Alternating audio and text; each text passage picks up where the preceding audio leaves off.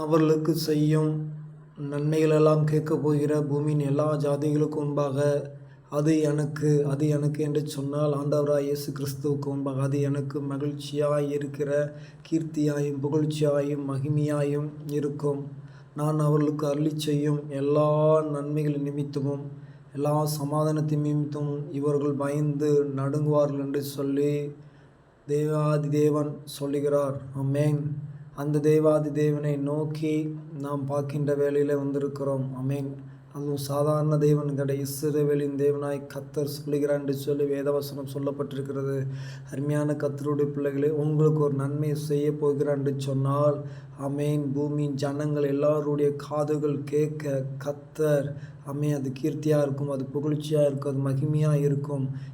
எல்லா நன்மைகள் நிமித்தமும் சமாதானத்தின் நிமித்தமும் உங்களுக்கு செய்யப்படுகிற காரியங்களை குறித்து பயந்து நடுங்குவார்களாம். ஆமென். அப்படிப்பட்ட நன்மைகளை கர்த்தர் உங்கள் வாழ்க்கையில் செய்ய ஆயத்தமாக இருக்கிறார். பெற்றுக்கொள்ள நீங்கள் ஆயத்தப்படுங்கள். கர்த்தர் பெரிய காரியங்களை செய்வாராக.